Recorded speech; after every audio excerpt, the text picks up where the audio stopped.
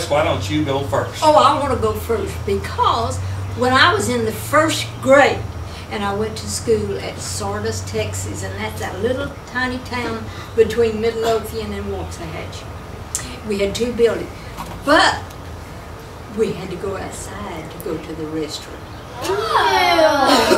Well, the girls had a little house over here, and the boys had one up on the hill. Yeah, that's right. That's right. And you all went at the same time, and so you stood in line.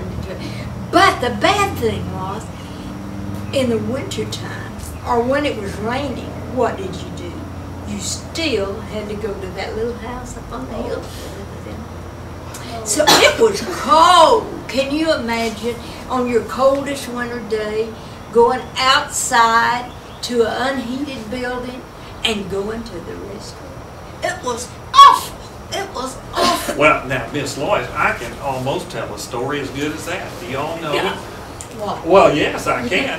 You're not going to believe this. Long, long ago, in a time way back, There was a magical invention called paper. Children learned quickly how to use this new technology for activities such as reading and writing, long before many of their teachers and parents knew how. It was so much faster, easier, and lighter than stone and chisel. The children were excited about all the possibilities of this new technology. They could express themselves to the world. However, since there were few adult role models to provide proper guidance, some children abused this newfound power.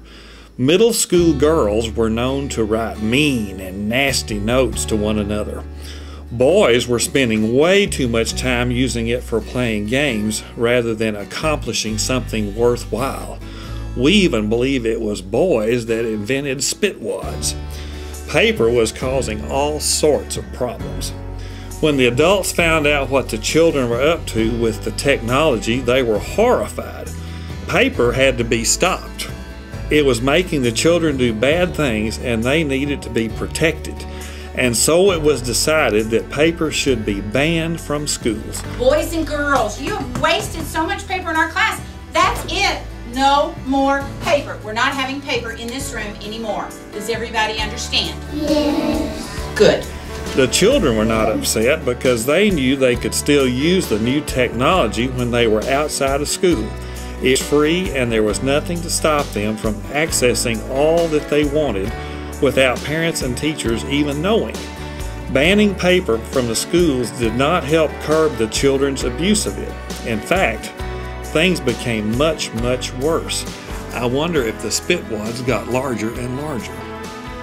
Years later, some of the adults, particularly the educators, reconsidered the original ban and decided to embed the technology into the process of learning. Paper became the primary media of learning and entirely replaced stone and chisel. Adults provided role models every day for reading and producing content. A new literacy was born and children were taught how to apply it across the curriculum. It turned out that paper made life much easier. You could create content and not have to move around heavy stone. Historians credit the new paper technology for the foundation of the Renaissance and the eventual development of democracy. Centuries later, a new and even more powerful technology emerged that started to replace paper. It was called the Internet. Once again, many children started to use it long before many of their parents and teachers knew how. As with the printing revolution, the new medium led to massive change across cultural structures, from the organization of work to politics to medicine, personal relationships, and finally, education. You're right. I don't believe that, but that was a great story. Well, thank you. Let me just remind you that someday you'll be sitting here with a cute young lady and you'll be telling a bunch of kids some stories just like we told, and they're not going to believe you either. Y'all have a great year out there. I hope you have a good year.